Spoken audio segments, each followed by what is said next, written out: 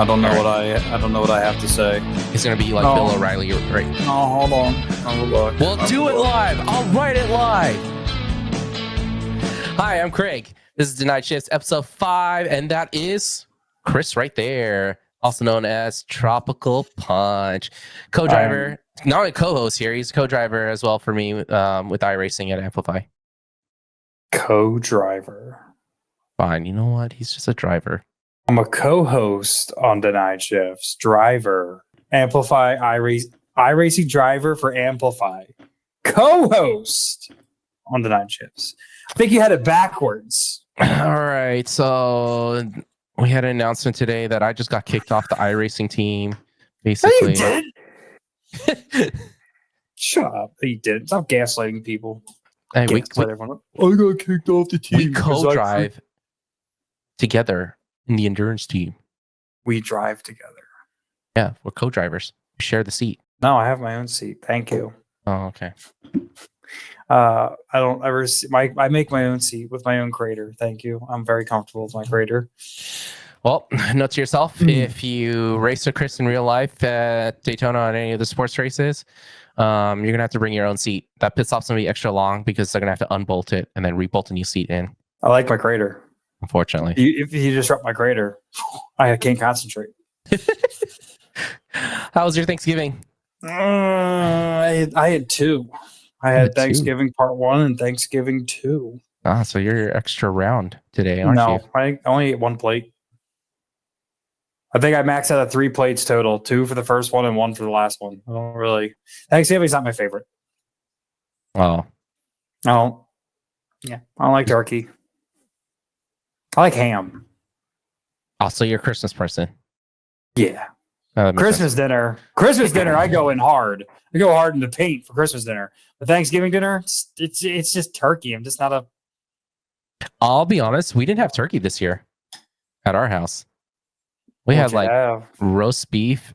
I'd eat that roast beef and steak. Like my family ordered a bunch of meat from Omaha Steaks. And so we had all of that. We had the potato cheese balls, green beans. You see, I would enjoy the roast beef. I like roast beef. Yeah, roast beef is really good. It was good. Like, was it roast beef sandwiches? You could make into sandwiches if you wanted to. Hot roast beef sandwich is gas. I don't care what people think. It is so good. I would like to have smoked a brisket for Thanksgiving, but this weather's too cold. Yeah, I think we were late to get our turkey, and it was just kind of expensive to try and find. Like, we normally do a Cajun turkey at our house every year, but this year's, and then with everyone's schedule, like especially my family schedule, it was not going to work out. So it was just easier for them to do that. But yeah, your Thanksgiving sounds good. Your Thanksgiving sounds real good. I definitely knocked out during the second football game. I didn't make it through the first one, but I was rooting for the Bears because I like the underdog. I just won't root for the Cowgirls because they're always the underdog. I just won't root for them out of principle because I'm from Philly. We don't root for them. I was hoping they were going to lose their 6th straight game at home. Their 6th straight home loss. I was hoping for that. No, they beat New York. New York's bad. Of course. Well, yeah, because they need someone really bad to win to make themselves feel better, to give their fans hope that they have a chance at the playoffs that they haven't had a chance since 1998. You know, especially at home. Yep, the usual that they've been 0-5 at, but now they're 1-5 for the year. They couldn't end on a goose egg. That's okay. Average cowboy denial. The only thing for the Bears is their head coach got fired today, so because he didn't take the timeout when he should have in those final 30 seconds. Hey, but the same happened to the Raiders today. Raiders lose the game when they should have just hit a field goal to win the game, and they're within field goal range in the last 30 seconds. So it's the curse of sports betting. You're just gonna see a bunch of coaches being fired for trying to push it in the last 30 seconds of games. The curse of sports betting. It really is. I can't watch a single football game and be like, yes, this is who the winner's a real surprise. It's like, wow, we already know who the favorite to win is. Oh boy, look at all the money going into the Bears. If the Bears win, the payout's huge. Sports betting ruined football. Chris, you are working on a PC, by the way. And I have to preface this: it's not a bomb. We don't know that until tomorrow. If you don't hear from me tomorrow, you know what happened. Basically, folks in Pennsylvania, if you see an Oppenheimer big giant glowing sun in the middle of your state, it was this guy. Mm-hmm. Yeah, the PC, too much power. I don't know if we have an experience a power surge or a power outage in the whole entire township. That was me, probably. I don't know. It's a new build. I'm excited. I just want to turn it on, but I'm also nervous that it won't turn on because I'm always nervous about new builds. Even though I know when I build them, they always work. It's just I'm always nervous. You can make it look as pretty as you want, but if it doesn't work, what good is it? It's a full AMD build, micro ATX MSI board. The Project Zero, which the name of my computer. I like to name my computers. This is just this computer's name is just P0. It's a 9800 X3D. The CPU all you folks are looking for, that's sold out everywhere. I got ripped off, so if you get it cheaper than me, you can feel good about it. GPU's AMD as well. The 7900 XTX by Acer. It's the Tai Chi. This thing is really cool, but it's so big that I need a stick. I need a stick to support it. Hey, AMD. Hey, NVIDIA. Stop making your graphic card so fucking big. For goodness sake. Agree. I second. Please. This thing, if you want to know the size of this thing, the box it came in. I have a micro ATX Corsair case, the 2500X, right? The box, the processor came in is about 3 to 4 inches short of the length of the case. Yeah, let that sink in for length. This thing takes up 75% of the case in length. And it's so thick and girthy. The gap between the intake fans on the bottom of the GPU is this. It's this. And I need a stick. I need a stick. Someone's going to say you should have got a smaller card, but I'm like, why? I'm running a simulating PC. This thing is my magnum opus of builds. I will eventually get up to 128 gigs of RAM. Look, GPU manufacturers, please don't add an extra IEC to the back of them in the next cards. Please, for the love of God, don't do it. They're big enough already. You could work with that size right now. You don't need to go any bigger.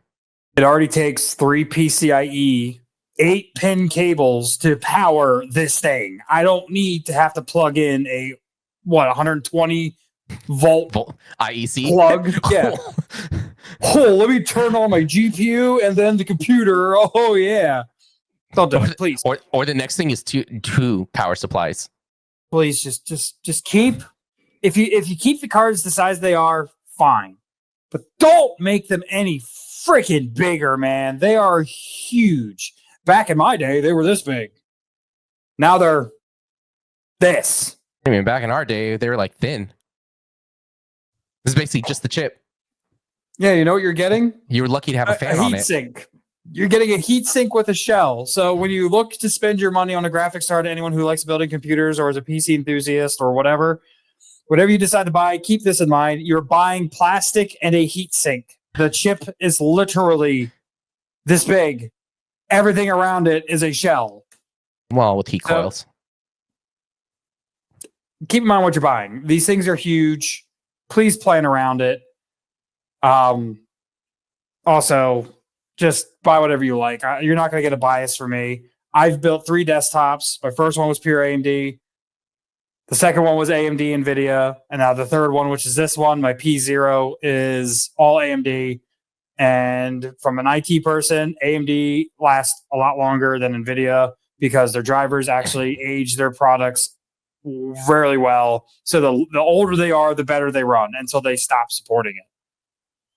So they do stop supporting the products, but the longer you have it, they're going to keep supporting it, and it gets better with age. So eventually it'll cap, and then eventually it'll be power crept out with modern gaming and whatever requirements there. It'll just be crept out into the sunset silently. NVIDIA, from an IT person, I've worked with NVIDIA editing computers. Every update degrades the product significantly with every update. It basically intentionally kill the product over time. NVIDIA doesn't age their products well, which is why almost every year they release a new product. They want you to buy the latest and greatest thing. Hey, it's better than what Microsoft is claiming, that they're actually killing Ubisoft games with the 24H2 update. 24H2 is just bugged. I have 24H2 on my computer. I'm running 24H2. I got it before they released it. I'm a part of the insider program because I'm a nerd. But I haven't really seen any problems with it. But I know that there's a lot of applications that we have at work where there's applications that are just not compatible and they just do not work. For example, there's a piece of software that we use that we have to install to everyone's computer, and because of 24H2, we can't even install it. Yep, it's bugged in that sense, but for the general average user, you won't notice much of a difference, if anything at all. You won't notice too much. Well, but currently Ubisoft games aren't playable, so that's Ubisoft. Their games are never playable. It's not a Microsoft problem. It's a Ubisoft problem. Yeah, if you want to talk about non-playable games, may I list off? Let me just rattle some off. Their bugged Uno game that still doesn't work right. It just lags and glitches every now and again. Let's talk about the Division 2, how that game lags, is unoptimized, and just lag spikes whenever it just feels like it. Let's also talk about, what else do they have that I've played? Tomb Raider? Is that part by them? I don't know. Yeah, the games I played from them, they've always lagged. I've always had a decent PC to run it, so it's not you have a poor boy PC. No, I've been able to play Division 1, Division 2 on all my PCs, and they've ran like garbage. Yeah, just no. I stay away from Ubisoft. I think it's an Ubisoft problem personally, because they're not. Microsoft is just updating their operating system, but there's a lot of people that aren't keeping up with it. Yeah. Well, I think 24H2 is supposed to be a big leap anyways for them. Yeah. So. But here's the thing, though. If you think about it, right? If Microsoft makes that update, and it is buggy, I'm not saying that they're perfect, because Microsoft is far from perfect. They like to break things that they fixed, and then they go, it's better because we broke it. And no, it's worse. But if you think about it, if Ubisoft is having an issue with 24H2, how come no other developers having issues with 24H2? You haven't heard about EA. You haven't heard about Steam. You haven't heard about any of the indie developers making games and putting them out on Steam having issues with 24H2. I feel like it's just a Ubisoft problem, and they're just blaming Microsoft, personally. Not saying Microsoft is good. They're absolutely stupid. I would prefer gaming on Linux. Gabe. Come on, Gabe. Make it more mainstream. I would rather prefer gaming on Linux, but it is what it is. But yeah, I'm building a new PC. This PC is a dedicated sim rig. It is meant to run everything at the highest quality, fastest speeds possible. And I'm going to utilize iRacing, because iRacing uses the AMD FSR. They actually utilize a lot of AMD's graphic architecture in their settings. So I figured, why not build a full AMD build to tap into a better look. Plus, with the UI changes coming to iRacing as well, I figured a stronger PC would definitely be more beneficial for me to have, because they're also looking into graphical updates, UI updates, and I'm going to need something that's going to be a lot stronger that'll carry me into the future. Which is about 3 weeks away, actually, is when that's supposed to drop. And this is going to be finished tomorrow. I'm just waiting for one more part. And then the rest is just plug everything in, install Windows, and update everything, and get everything I need installed. And we're rocking and rolling, really. So I'm very excited. Third PC. I also work in IT. So, and the real reason why I'm building a PC is because my laptop melted the bottom of my monitor on the laptop. I've used my laptop. I've had my laptop for 8 years. I've gamed on it for, I think, about 3 to 4 years. And the heat finally took a toll on the hinges and the bottom of the laptop. When I tried to close it, all I heard was crunch. And the bottom of the monitor is now warped because from the heat. It still does work. That's what I'm using right now. It is still working, but I can never close it ever again. It is forever open. You also were doing iRacing endurance races, so it was generating a ton of heat for long periods of time. Listen, Probably on a laptop that's not supposed to be doing that. No, it is. It's a gaming laptop. It's got an RTX. But I mean, what? Like for that long a period of time? Probably not.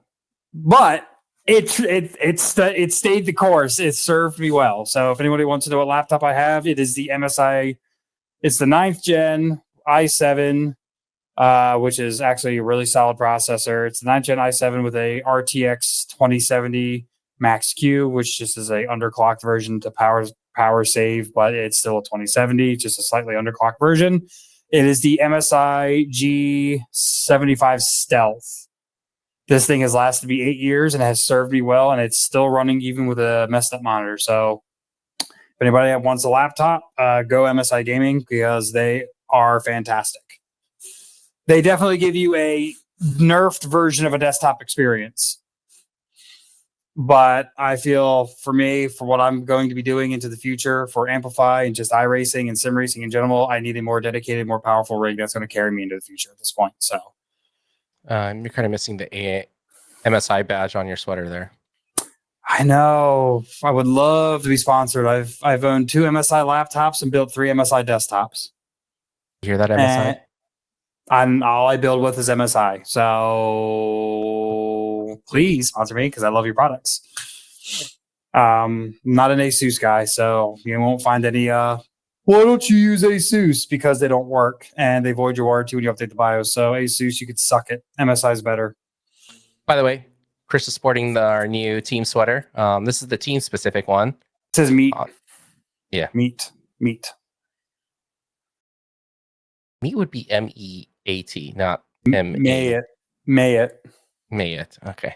May it. So he's sporting it. You could get your own replica Amplify Gaming sweater and other apparel and gear. Our team polos. Oh yeah, his camera's not focusing. Focus me. You can get your own at amplifygaming.org. Currently, right now, we are filming this on Black Friday. And we'll be running our Black Friday sale all the way through into Monday's Cyber Monday. You can get it 30% off just for you guys and everybody else. Anyone in that shops. The entire store is at 30% off at the moment. So the hoodie's comfortable. It's nice and light, not too thick. Won't make you sweat, so you could wear it indoors all day if you want without feeling like you're cooking like a ham.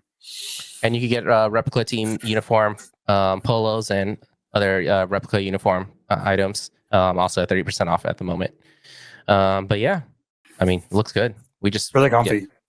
Just need sponsors someday. Under Armour. Love Under Armour stuff. It's really comfy. I like Under Armour. It's a comfy hoodie. It's nice and light. Perfect for the gym. Perfect for outing. Perfect for if you want to go to work and your office is hot as sin. It's good. I like it. Rep your team. Take it everywhere I go. I love it. You can game with it.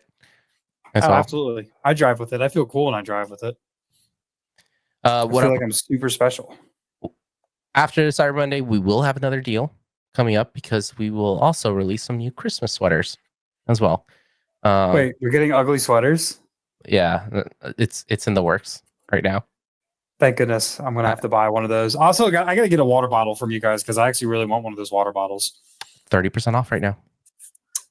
Beautiful. But you know what else is absolutely beautiful? Cadillac. Let's talk about Cadillac entering Formula One, shall we? I was excited about that. Sorry. Finally. Here's the celebration. Finally, we get an American manufacturer on the grid. Thank God. Rest in peace, Haas. I know they use a Ferrari engine. Bunch of losers.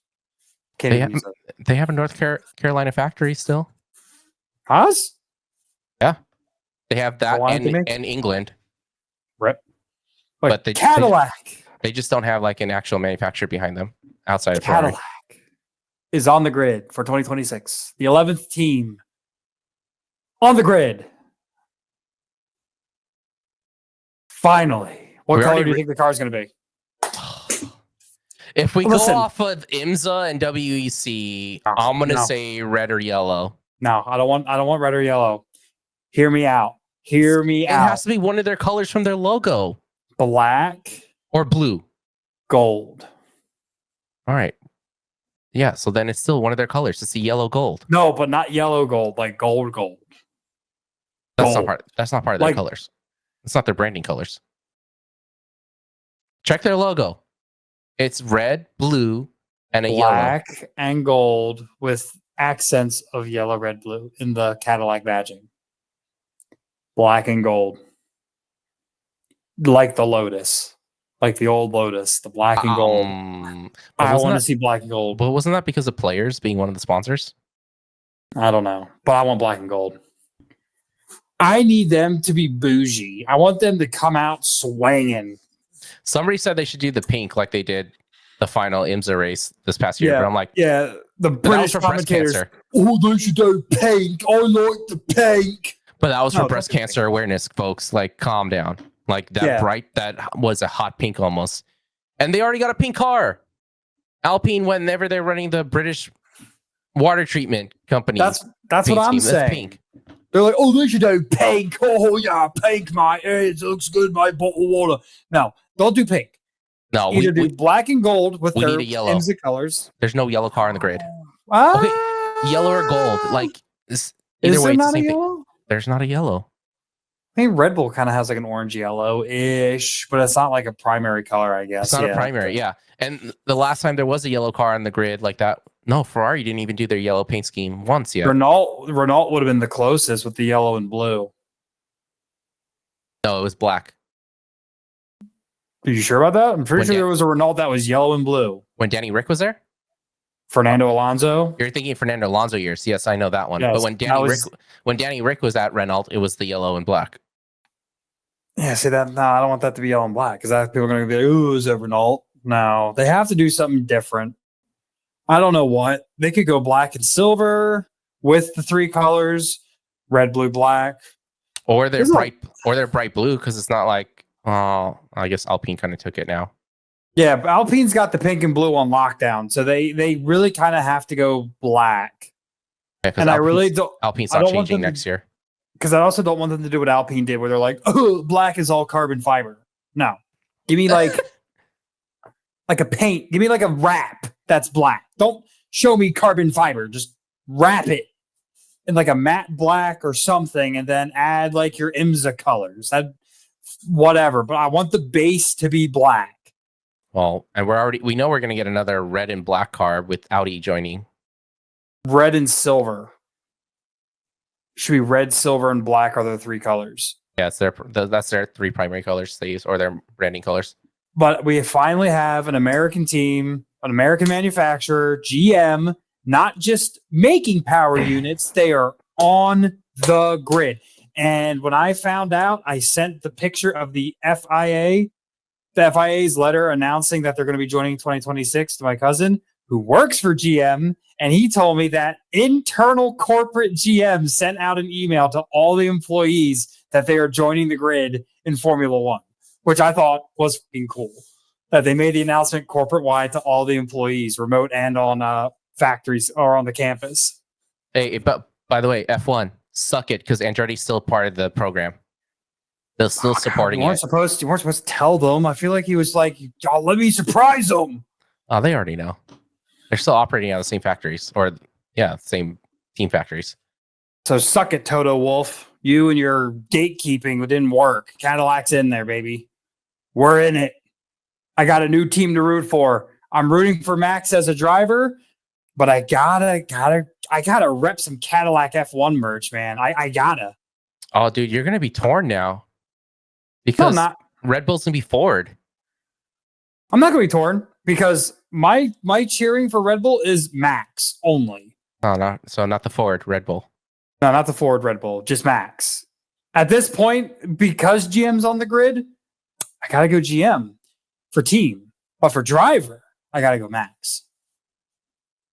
I'm not a Ford guy. I'm sorry, I can't cheer for Ford, but I mean, I am partially happy Ford is a power unit supplier, but I find it hilarious that they didn't have the balls to make their own team.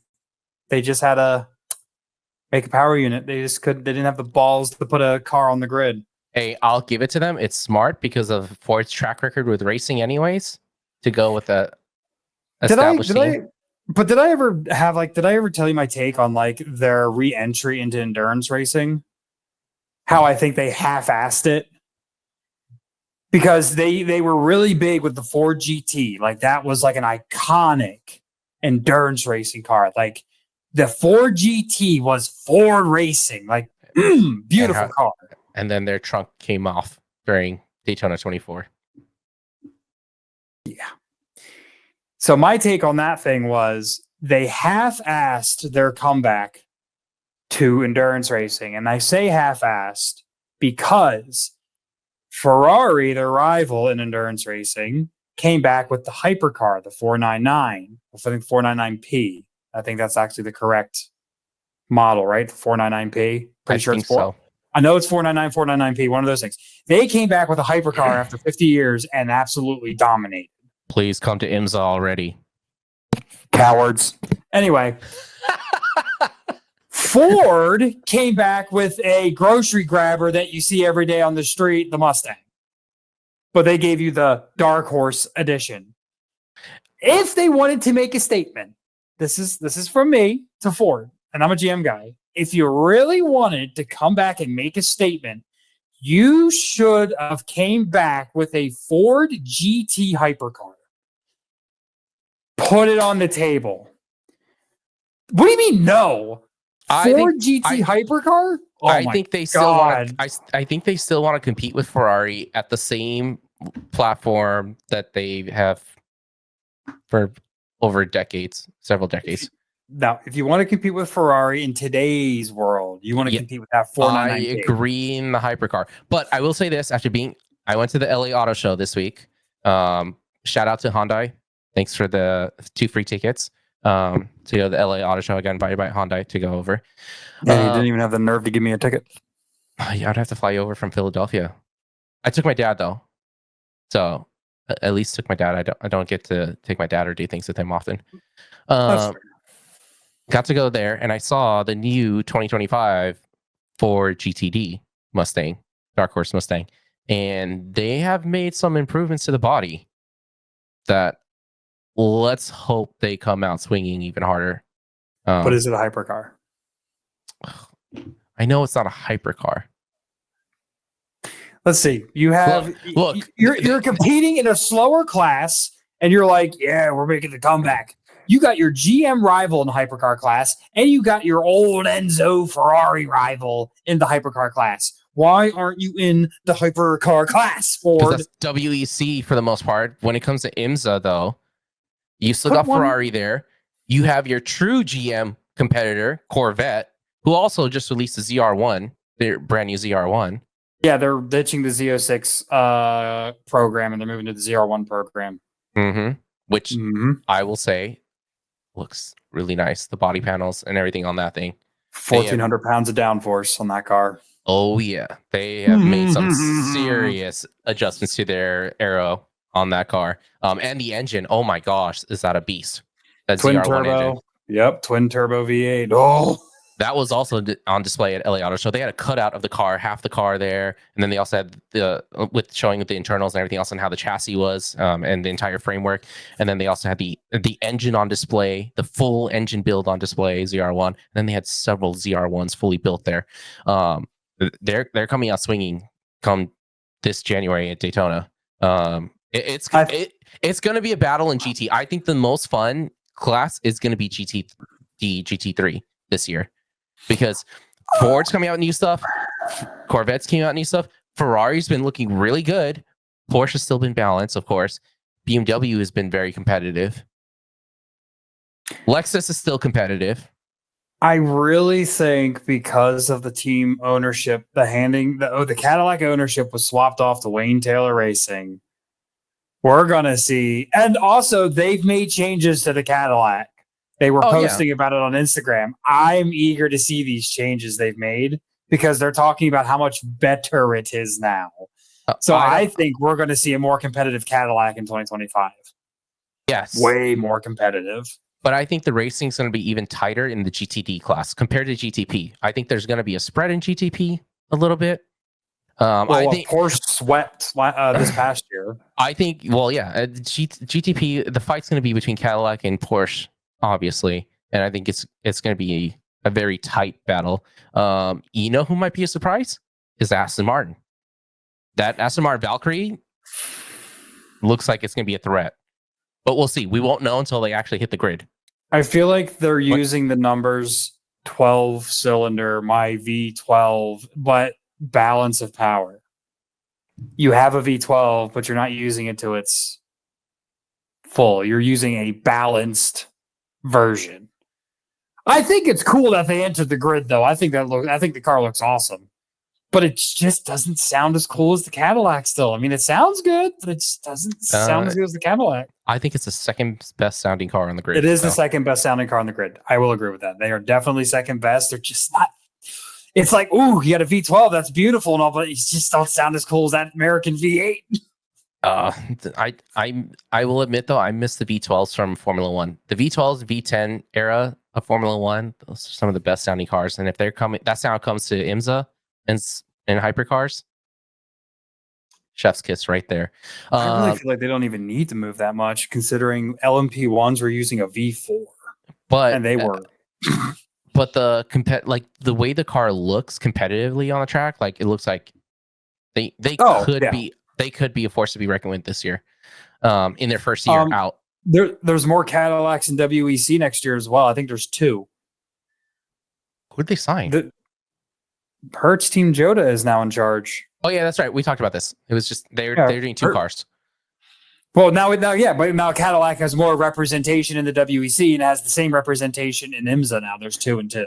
And it's Jota. We know Hertz how good Jota. We know how good Jota's engineering department is. So, I mean, Jota freaking was behind the whole Audi domination in WEC in the LMP1 cars. I may watch the WEC next year just to see how Jota handles the Cadillac platform. See, like, I wasn't going to watch, and then when I heard Team Jota took over Cadillac, I was like, see, now I kind of have to watch because I want to see what they do with the platform. I want to see how much more competitive they're going to be. I hope Jota also stays competitive in IMSA because I think they still have a program there, don't they? They had the Porsche program. They do. I thought Penske had the Porsche program in IMSA, unless they have the banana Porsche. They're the primary Porsches in IMSA. They're the factory team. Penske's the factory team. And then just like WEC, Jota, and there was another team that was like their customer cars. So I don't know what Jota's going to do come IMSA. I wonder if they're going to switch to Cadillac in the IMSA series as well. Or they just scrap the whole IMSA program and just focus on WEC, which that could be a possibility, and that's why they're going to do 2 cars. Well, I mean, that's what I'm saying. Like, they probably, if they scrap the IMSA program and they move to WEC, they can use that money and put 2 cars on the grid to have more representation. So they may just move to full-time WEC, which is fine. Yep. We'll see. That's the one thing I didn't like about Cadillac, because they got bullied in the WEC because there was only 1 Cadillac and there was like almost 2 of every other car. It's hard to develop a car in WEC when you only have 1 on the grid. Yeah. So now that they have 2, that's really nice. So 4 Cadillacs, which then transitions me to Max Verstappen's 4th championship win, clinched in Vegas from 5th place. Did he finish 5th? I thought it was 4th. He finished 5th. Oh, you're right. 1 place back. Yep. Clinched it from 5th place in Vegas, securing his 4th world title in a car that was literally, he was trying to duct tape wheels to a boat. That car is becoming a tractor. They had to cut down the rear wing because there was too much downforce for Vegas. Literally, they took a saw to the back of it and created divots in them. Yeah, they whipped out an angle grinder and cut the wing on the fly.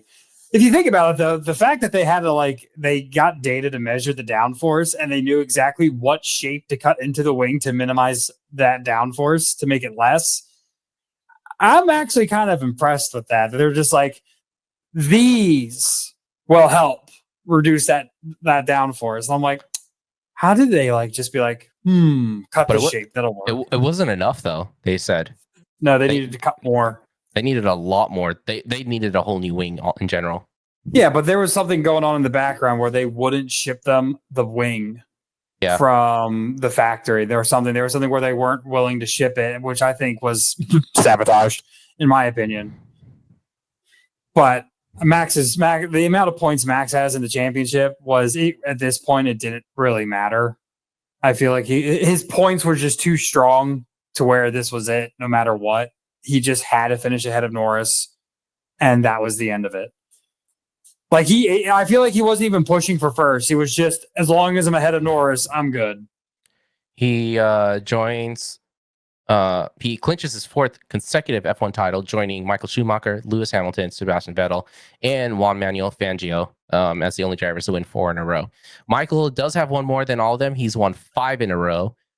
So there's hopefully an opportunity that Max could tie that next year and go 5 in a row and tie Michael Schumacher at that record. That would be given if Ford doesn't screw up their car.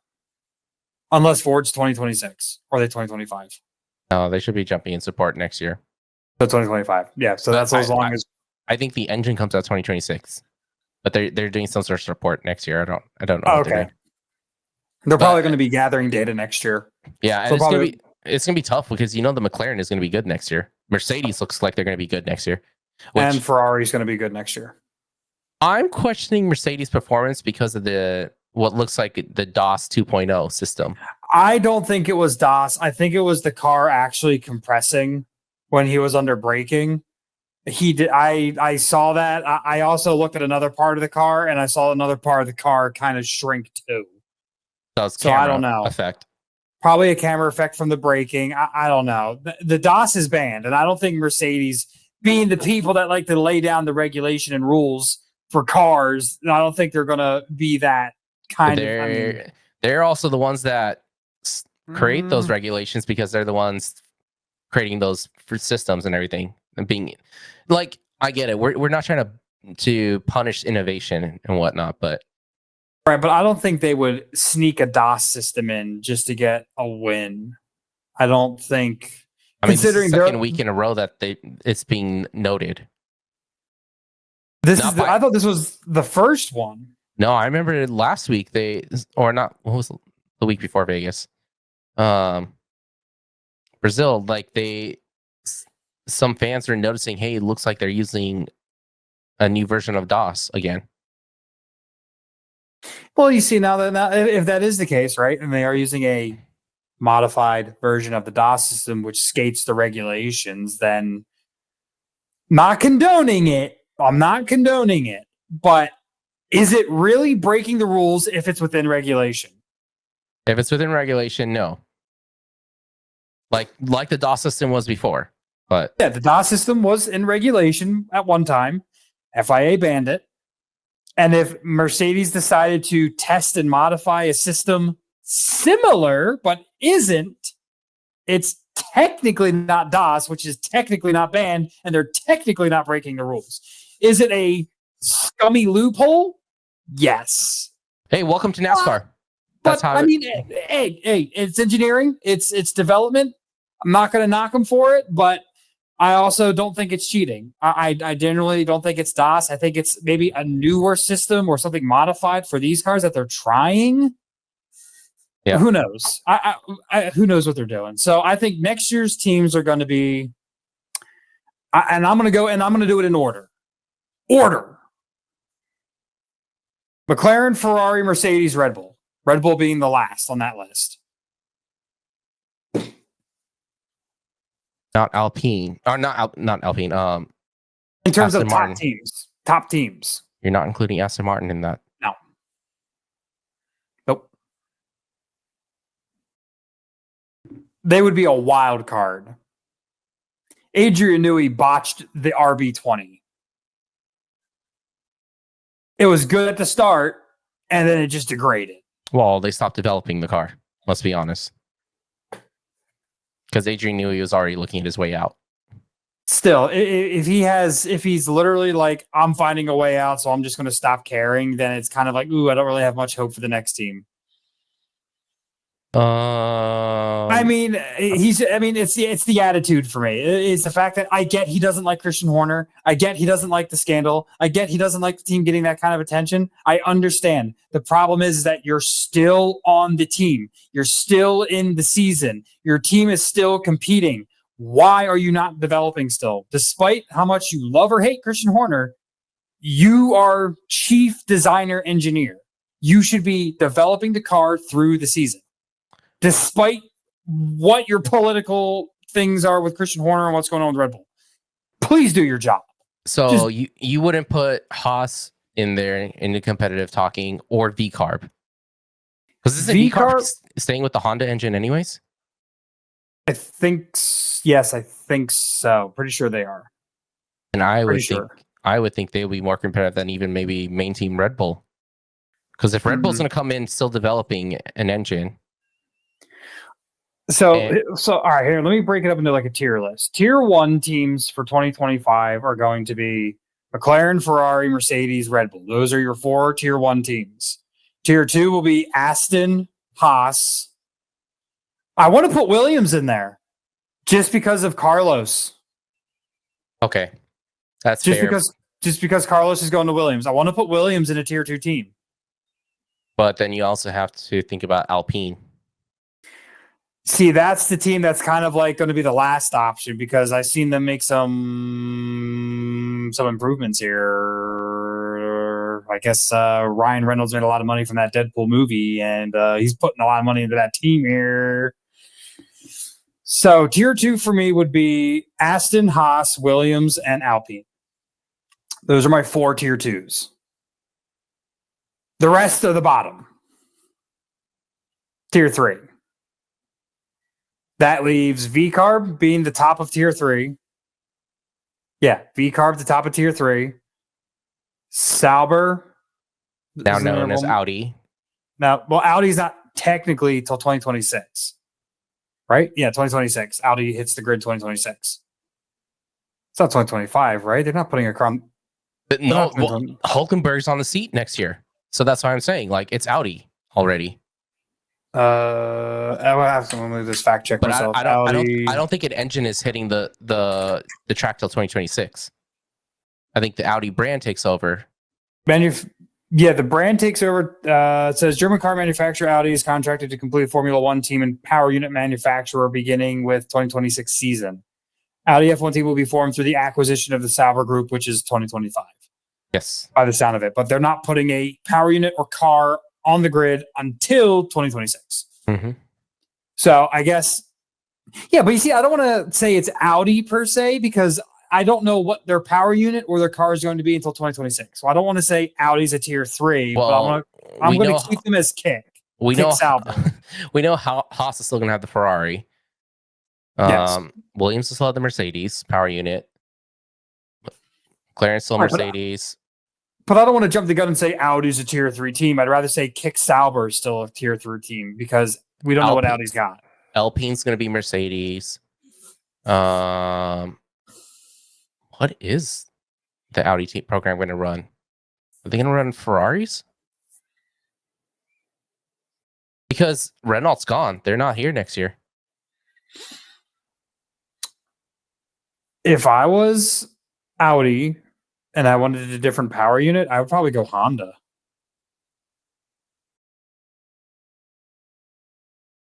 They're basically done. No, they're with VCarb. I would just go Honda at that point.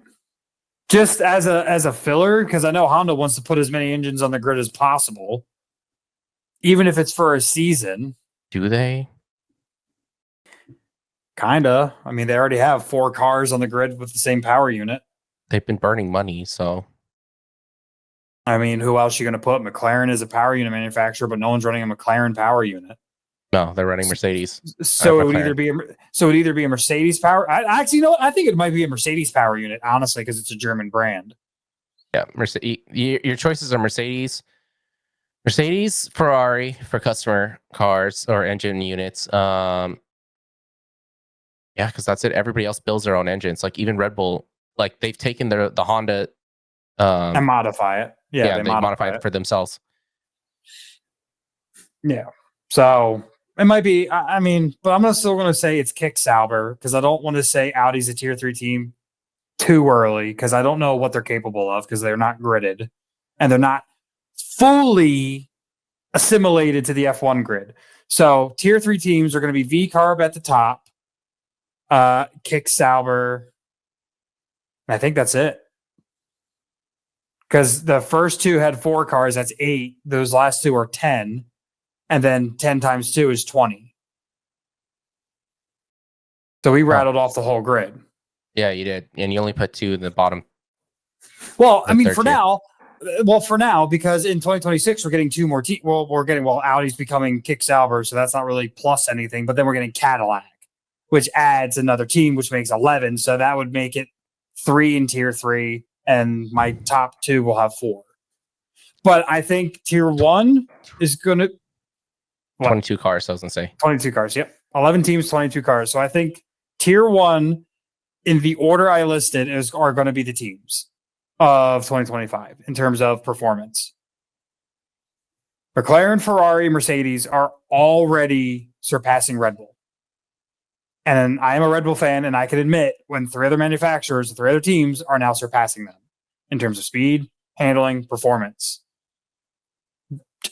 They're doing it. Well, it is what it is. Hey, going into Qatar this weekend, there's only 3 teams for the Constructors Championship. McLaren, Ferrari, and Red Bull. Mercedes is out.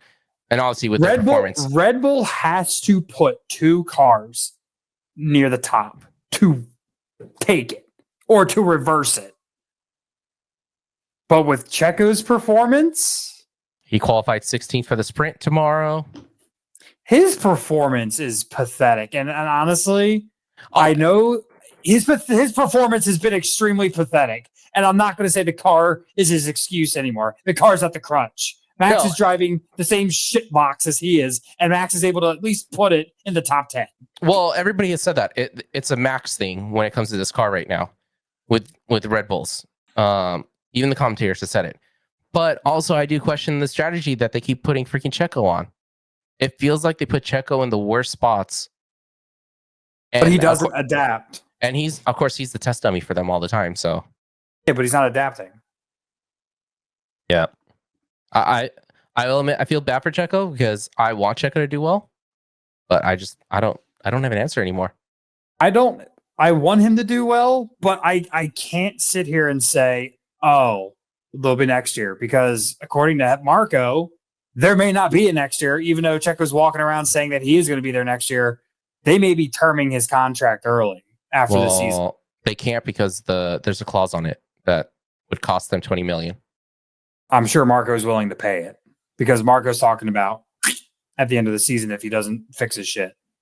Yeah, but I mean, the other thing is if they do that, they won't have the money to develop next year's car. So they may just axe next year, and we won't be talking about Red Bull being competitive next year.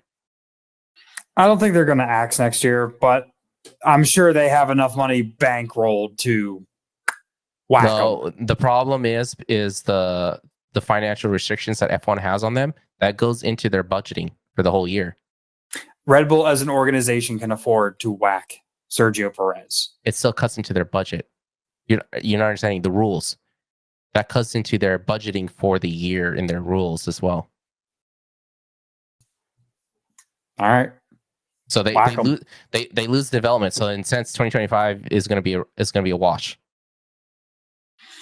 20 million is a lot on the development. Helmut Marko's in charge of that F1 team, and he's saying that he may not have a seat next year because he thinks he does. He's walking around like he does, and Marco's like, I don't think he does. I'm going off of what Boss Man's saying. Boss Man does not really want him around because he's not performing. He ain't doing anything. Yep. We'll see. He's literally sucking in their money and doing nothing. They're not getting any return on investment with Checo right now. There's no return. If he was more consistent in the top 10, okay, they probably have more confidence in him. Look, again, I don't blame him because I questioned Red Bull's strategies when it came to Checo anyways, early in the year. Like, he was great. And he had incidents that put him in the back. I think his confidence was really shaken. As well as, like, some of the strategies he got put on. And Max defended Checo because the car was crappy. It just no one could adapt who's been able to adapt to it. But Max has adapted to it better than he did. But Max is a different breed. Max is a Max. That's not an excuse. Max was able to adapt to a car that they're no longer developing for. He was able to drag this shit box through the rest of the season to clinch the championship. I'm not saying Checo, had a shot to clinch the championship, but he could have adapted to drag that shit box through the rest of the season, trying to at least get top 10, at least get in the points. I don't care if he got 9th, but get in the points and stay in the points. Yep. Because that's affecting the Constructors' Championship is when he can't get in there. That's affecting them. And also, you got to keep Max happy. And it sounds like with Max, because Max is going to want more money to develop the car. So I'm sure he's going to try and get them to not spend the extra. I don't think it's about keeping Max happy. Max is like, in his head, he's checked out. He's there to do his job, but he's not. He's still going to want to win. There's no way he's not. He's a competitor. That's his mentality. I'm not saying or implying he doesn't want to win. I'm implying that with Red Bull in general, he's over F1 and Red Bull. He will do his job. He will win. He will want to win. But at this point, he's like, he needs a car that they could develop with, and they need the money to develop. And so, and with Checo's not placing well, they're not going to get that development money from the constructors. Yeah, well, and that's my point. If they have to spend it to cut his contract, it's going to be even worse. Well, Checo needs to start pulling his weight. He needs to drive like his career depends on it, because it does in these last 2 races, to get Red Bull's Constructors' Championship back online, because they're about to drop off. Here's my thought. I think they're going to keep him into next year, but they're going to use the first few races to evaluate. If he doesn't perform those first few races, I think he does get dropped. They'll be willing to pay the clause at that point. We'll see. I can't defend him anymore. I just feel like you can defend him all you want, but he doesn't change. Every Grand Prix has been the same. The car's been getting worse. Max is driving the same car, but Max is able to drive that shit box because he's Max. Okay, he's built different. Okay, cool. But why isn't Checo adapting? Adapt. Try adapting. He's just driving to drive the car. I feel like he's not trying to adapt. Well, I mean, Checo improved on his position at Vegas, and they did an off strategy for it. So I'm looking at the constructors. Because he's not putting the car where they need him to put it. Max is doing the best he can, but Checo ain't putting his car there either. He's not helping. Hey, Max ain't winning either, so you don't need to win. Overall, they're struggling because they're not be able to compete with the other teams. Max won 2024. That's all I have to say. He may not be winning races, but he won the championship, so it's over. The championship is done. He won. Now it's all about constructors. They need to put the cars in the front. Yeah, and they need to have 2 cars at the front. Checo, where are you? Max is putting it up in the top 5 at least. That's something. It's not a lot of points. It's more than putting it in 14th. It's something. Yeah. It's all I'm saying is you got McLaren at least that's 1-2ing, or Ferrari that's 1-2ing and such. And when you got those guys putting out more points combined, it's not helping them either way. But not putting up points at all, if any at all, is not helping them either. So either Checo starts putting his car in the top 10 or closer to the top 5, or their chance of that Constructors' Championship is over after this race. McLaren and Ferrari were in Red Bull's place in the last few years, where they were finishing in those places too. And obviously they never won the Construction Championships through those years because they were finishing towards the middle of the pack. They have a chance to still gain enough points to come back. That's the point. They're not too far off. They do. Oh, they're pretty far off. They have to 1-2 it basically, I think, these last few races. I think it's in the bag for, at this point, the car favorite is going to be in McLaren side. Especially with the tracks. The last 2 tracks. Ferrari. With the last 2 tracks? I don't know. McLaren's going to bottle it. Lando's going to bottle it. Piastri? I mean, he does good. I feel like he's consistently good, but he's just not 1-2 good. Consistently 1-2 good. I feel like Leclerc is more. Leclerc and Sainz can be more consistently 1-2. They're a bit more consistent with staying together when scoring. I've seen more Leclerc Sainz being right next to each other in positions than Norris and Piastri at the end of a race. Well, yeah. And the pace Ferrari had at Vegas and the pace Ferrari's been gaining, I think they could take it in the next two races. They could turn it. Well, okay, so for the sprint, Lando Norris is on the pole. George Russell is in second. Piastri third. And then you have the Ferraris. And then you have Verstappen in sixth. And this is the point I'm making. I just don't see it going Ferrari's way with these last two tracks because the car is not favored on the at Qatar and at Abu Dhabi coming up next week. We'll see. Piastri. And at the same time, Mercedes is playing spoiler right now. And if Mercedes keeps playing spoiler the way they are, who does that favor in the points? McLaren. No, I don't know. We'll see. McLaren likes to bottle the strategy. They have mental breakdowns and then they screw up the strategy and then they allow other teams to take over. Norris isn't as aggressive into turn one as Russell is. Piastri's a lot more passive. Leclerc's getting way more aggressive, and Carlos ain't racing for Ferrari. He's racing for himself at this point. He's on his way out the door. But it's working for him, so. No, I'm not saying it's not. I'm saying, like, listen, you have Leclerc, who's becoming way more aggressive with his driving and way more like, I need to be winning. And then you have Carlos, who's just like, fuck it. I'm going for it, baby. Yep. As he should. He's on his way out. As you should. So Vegas, we had our picks. You had Max. Your original pick was Max, Leclerc, Lando. And then you went, all right, let's just go for it. Swing for it. Max, Bottas, and Fernando Alonso. I had Carlos, Checo, Hulkenberg. Obviously, I had Max finishing fourth, but he finished fifth. I at least knew he wasn't going to finish in the top three. You had him winning it. But our picks just went out the window, basically, the entire... I think the only thing I got close was with Carlos. I think you had a shot with Alonso at one point, but their race went to crap. At one point. And Bottas couldn't get, like, this track should have favored his racing style, but they just couldn't get the car underneath them from after qualifying. Nope. But we both had Max winning championship, and we were right. So who do you got this week for Qatar? 1, 2, 3. 1, 2, 3. So this is for the Sunday race, not the sprint race. Obviously, they haven't done sprint or Sunday qualifying yet. They've only done sprint qualifying. Leclerc, Russell, Sainz. Sorry, Max. It's the end of the season. You already clinched championship. In my opinion, your work is done, my friend. You can just enjoy these last two races. There's no pressure on you. You clinched the championship. Your work is done this year, my boy.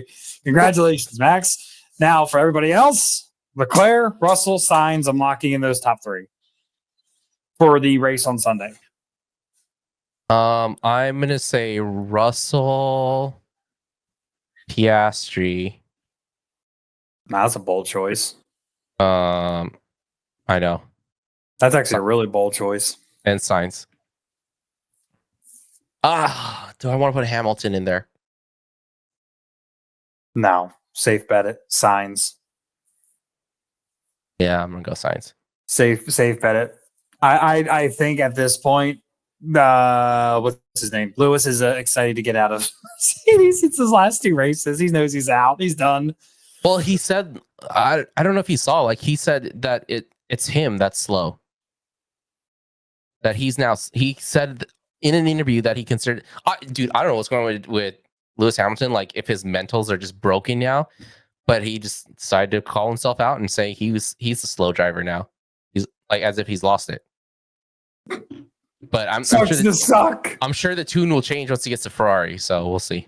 I feel like he's saying it now because he's on his way out of Mercedes, and people that are like, follow Mercedes or meet ride him will be like, oh, well, Hamilton was just a slow driver. Here's the data. Now he's just like, hey, I was slow. It's me, guys. It wasn't the car. It was me the whole time. I was slow. I think I lost my touch. And having to compete against Russell in the same car. Yeah, it's a PR cover. PR cover. Cover me, boys. Yeah. I would say I'd say your picks are safer bets, but Piastri's a bold pick. That's a bold pick. I'm betting on Lando Norris to still botch it under pressure. That's the Norris effect. Bottles it under pressure. Yeah, that's why I'm like saying Piastri. that. I think it's in Piastri over Norris. I think I like that choice better, Piastri over Norris. I would watch and follow McLaren more if Norris wasn't their lead driver, because I think Piastri has a really good future in F1. I truly think Piastri has a good future. I just don't like Norris's personality. If he wasn't on McLaren, I would probably be rooting for McLaren. Yeah. Norris just kind of ruins it for me. But Piastri, I want Piastri is a mood. Just when he wins, thanks, guys. I love it. I think at the end of the day, too, we're all Zach Brown fans. American that owns McLaren and has not only love affinity for Formula One, but for IndyCar and NASCAR. That's a stretch for me. I don't really know if I like Zach Brown. The guy embodies everything about American muscle cars as well. He loves collecting those cars. The same guy that said Max needs to win a championship with the fastest car, but now he's been driving the slowest piece of shit tractor, and he still won the championship. So is he wrong? Was that a was that a diss? That was more like a brag on him.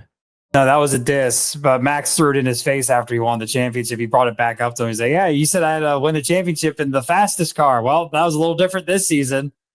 I mean, he's not wrong though. The Red Bull car has been slow. It's not the fastest car. Just Max has been consistent and been the difference maker. That's the point, because Zach Brown said that Max can only win in the fastest car, but Max ended up winning the championship in a car that got slower and progressively worse. Yeah, that was why Max threw it back in his face when he won. He's like, yeah, you said I had to win. I could only win with the fastest car. Looks like it wasn't the case this season. Yeah, he said he could, and then Max said he could have won in the McLaren, in the Ferrari. Yep. And, he would have probably dominated the McLaren Ferrari. And Norris decided to try to talk smack back on that one, but whatever. Norris, just stop. Don't talk. Also, my distaste for Liam Lawson has grown even more today, because I saw like one of his radio before. I know you're trying to wrap up, but I'm gonna light the tinder on this fire right here. Liam Lawson said something about Checo on the radio. But I saw Liam Lawson drag the bottom of his car across the chicane at Qatar, kicking up dust off track. And I'm like, oh, you're criticizing him. But I see that you are into paving the road here. There's no grass here, so I can't say landscaping. At least Checo is able to bring back the car. How many times has Lawson brought back the car? Not many times compared to Checo. He's had more accidents. So, no, like Lawson is just, he's full of himself. If there's anyone that would replace him or replace Checo at the Red Bull seat that's from VCarb, it'd be Yuki. But also Yuki is full of himself too, because he thinks he could beat Max. But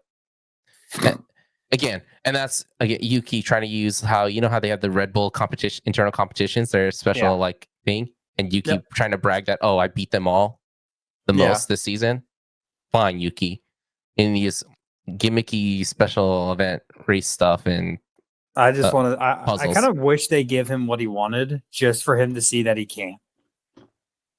What if he does? What if he does? I think if he beats Max in the same car. What if we're all wrong about Yuki and he's a sleeper agent this whole time? He's just being held back in that car. Because to me, I think it's a maturity issue with Yuki. That's all I thought about it, or not maturity, but emotional maturity issue. I don't think he could. And my reason is that he's never had the pressure of going up against or driving with someone like Max. That's the problem. Like as a teammate, Danny Rick? he hasn't. Danny Rick is not like Max. No, but Danny Rick is also arguably could have been a champion. Could have been, but wasn't. I love Danny Rick, but Danny Rick and Yuki are two different people, and Danny Rick and Max are two different people. Even Albon said that driving with Max is just super difficult. Yeah, everyone has said the same thing. The way Max likes his cars and everything else, like like I don't think anyone is a good fit for Max, which is why that's why I'm saying Yuki isn't. I think that's why Max has been defending Checo, because Checo's also a developer for cars, so he does more stuff outside. But yeah, like I said, that's why I don't think Yuki could handle it. I feel like if Yuki got the chance, he'd be very happy and everyone would congratulate him from getting the seat. But when it came down to the race, I feel like he just couldn't keep up with the pressure of the Red Bull seat. Oh, so we're talking about another Alex Albon situation. Pretty much. Now, I think if Yuki and Checo were in Red Bull and Max didn't exist at Red Bull, then Yuki would be better than I think Yuki could beat Checo. Yes. In the same car. I have a feeling Checo would still be the senior driver, but he would be the senior driver, but I think the aggression Yuki has would make him the faster driver between you the know two. What though? It does make me question, because Yuki, like you said, Yuki's aggressive. And I wonder if that will come to bite him even more in this Red Bull car, though. Like, I don't feel like this Red Bull favors that type of aggression. I feel like he needs to learn to let go of that aggression. He's not. He's holding on to it. Max is aggressive, but we saw him. He's able to baby that aggression better. He's got more discipline to control it. Yes. Yeah, because I think early on he was very aggressive with it, and then they started to notice it wasn't performing being that aggressive. And I've noticed since he's pulled back a bit, he's been able to finish better. And the car likes the longer runs and that short aggression. Mm-hmm. So it comes down to discipline then. Yuki, I don't think is as disciplined or even in the same universe as disciplined as Max is disciplined. Yep. Like Max grew up. I know that he was like super cocky, super aggressive when he was younger, but I feel like as the years progressed, he got much more mellow, much more composed and controlled. Yuki, I feel like he's just been aggressive.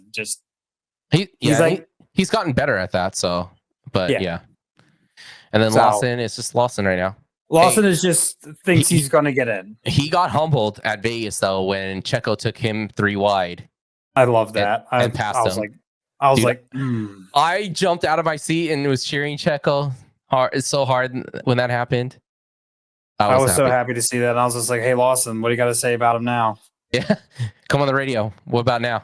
Yeah. Here's a reminder. You're still beneath him. Here's your reminder.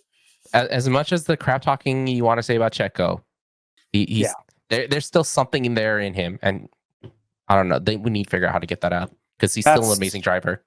I think he has talent, and I still think he has something to give. But if he keeps driving the way he's driving,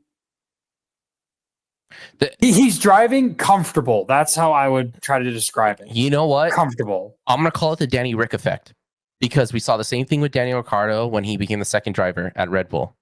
Whoever's the second driver, especially to Max, seems to be having the same effect. They are amazing drivers, but they just cannot perform at the same level. And maybe it is what we're talking about.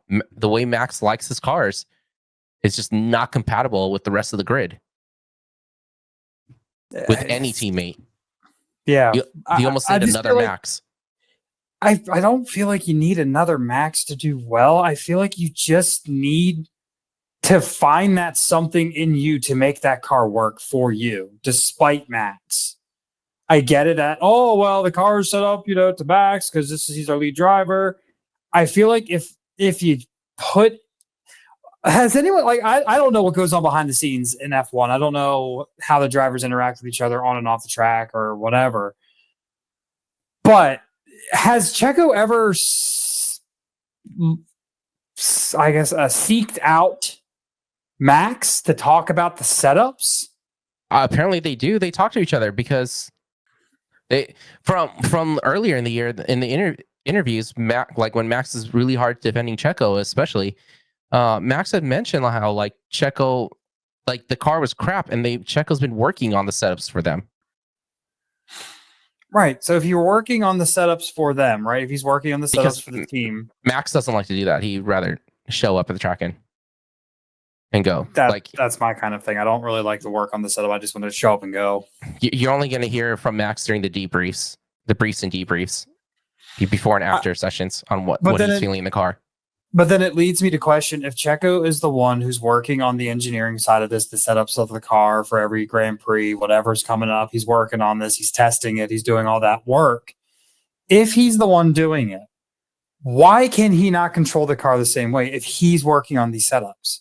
Last I remember, that's the problem I have with this. Well, and then Checo's getting different equipment than Max. Also, whenever they have upgrades, Checo's the last to get those upgrades.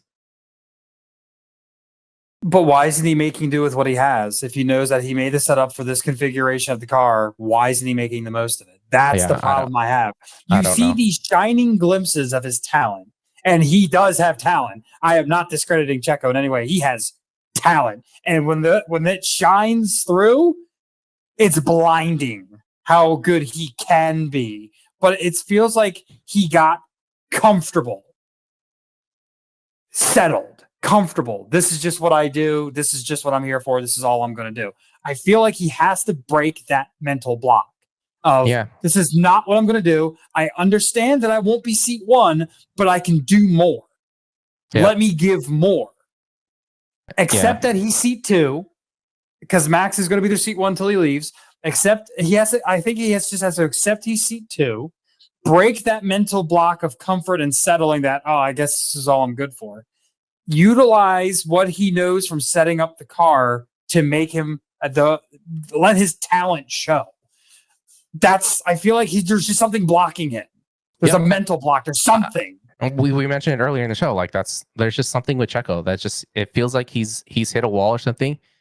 And I don't know, because Checo, when he does show glimpses, is when Max is having a bad day. So Checo gets the primary strategies and everything. And oh my gosh, is Checo amazing when that happens? Yeah, he shines. He shines. Yeah, he's the one that's up front instead. Yeah, so he shines. I don't know what the thing is when it comes to him. Because it's not Max telling him, you won't be nothing. You're always going to be my number two. It seems like they have a good relationship and they work together. They talk stuff out. They communicate as a team. And Max defends Checo when the media and the press are punking on him, which is good. So I don't think it's Max degrading Checo in any way. Or Liam Lawson, who needs his pacifier. Liam Lawson just needs to chill the F out. He's got the loudest bark in the room, but he ain't got no bite. How many sit downs has Christian Horner and even Max had with him now? I don't even know. There's just too many. Yeah. Too many. You can't. It's more than Yuki's. All because he got Danny Rick's seat after Danny Rick left Formula One during the season. Now he's, I'm Mr. Big Man. I'm so cool. He's had more I feel like he's had more sit downs, and he got sit downs at a faster rate than Yuki got in his career. I honestly think that I know Formula One likes to lean towards younger drivers, and I know at this point we're just rambling on, but this is my point, be my final thought on this whole thing, because I feel like we're talking in circles with it. We came back to a discussion that I know it already happened. Obviously heated. Yeah, we looped back around, but this is all I'm going to have to say about Liam Lawson. And Formula One in general. I think the fact that Formula One takes young talent, I feel like that maturity is just not there. Yep.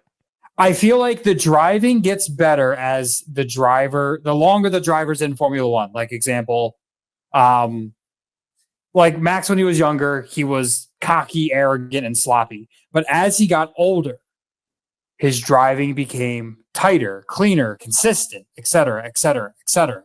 Mm-hmm. Lewis Hamilton, I feel that he still has talent. I feel he just needs to stop complaining about the car, and also whatever mental block he has about 2021, he has to push past that. He has to let it go. Let it go and focus on what's happening now. Mm-hmm.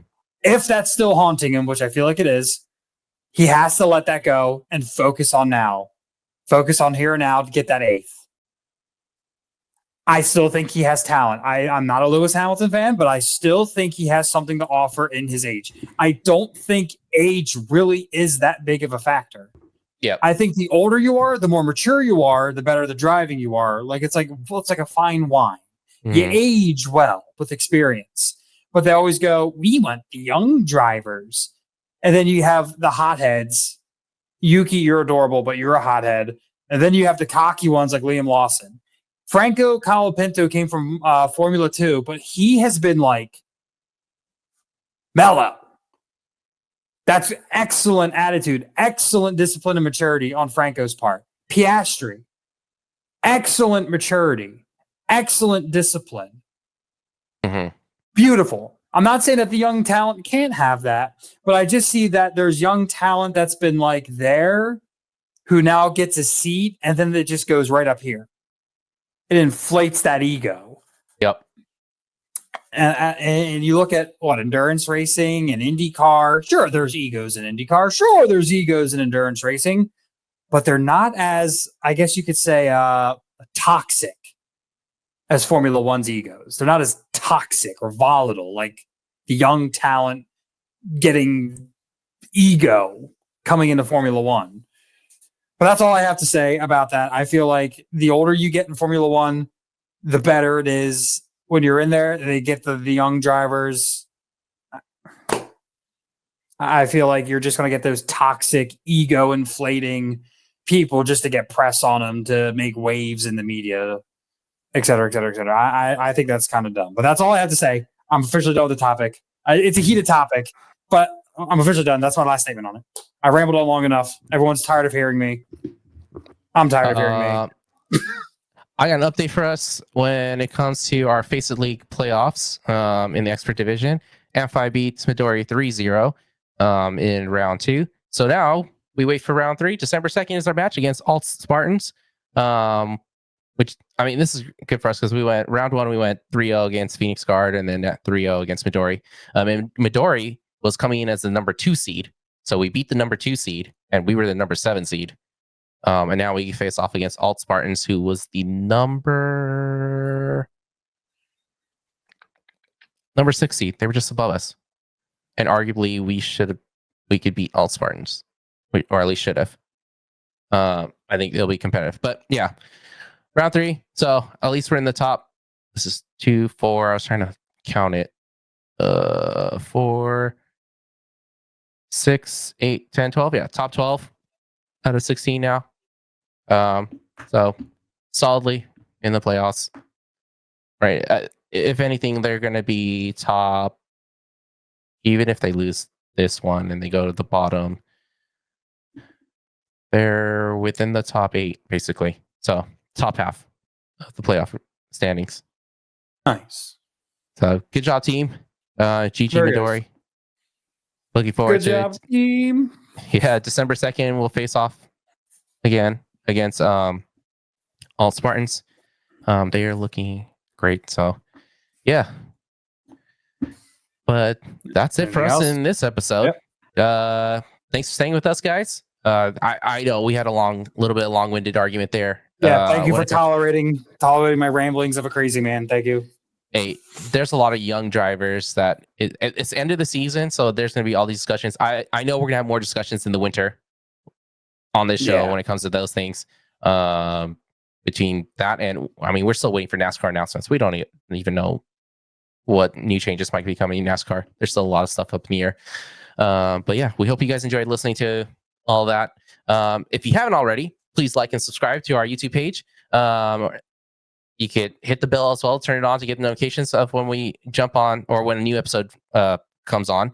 Don't forget to follow us on social media where we could discuss these topics with you. So if you had any disagreements with what Chris and I said, dude, feel free. Like, shoot us, not not a DM. You could publicly put us on blast, put a freaking ping out there, and create a discussion on Do it. Twitter. Do it. Don't forget, I'm the opinionator. He is. He's the opinionator. Don't forget to follow our social medias, both Amplify and Chris and I's. You can find the links below in the description below. And we will see you again for episode 6. I can't believe this was episode 5. We're already 5 episodes in. We'll see you guys again for episode 6 next week. I have some plans for the winter, though. I will say this, a little sneak peek. So we may see some guest people here as well for us to talk with and interview. We will announce at a later date. Yes, we will. It is under lock and key for now. It's very much on lock and key. But yeah, we'll see you guys again next week at our same usual regular time. Hopefully, if the holidays don't screw us up. Yeah, we'll try to keep it as consistent as we can. We kind of holiday kind of threw a wrench in planning. So, yep. Enjoy your turkey leftovers, guys. We'll see you again. See ya. Bye. See ya.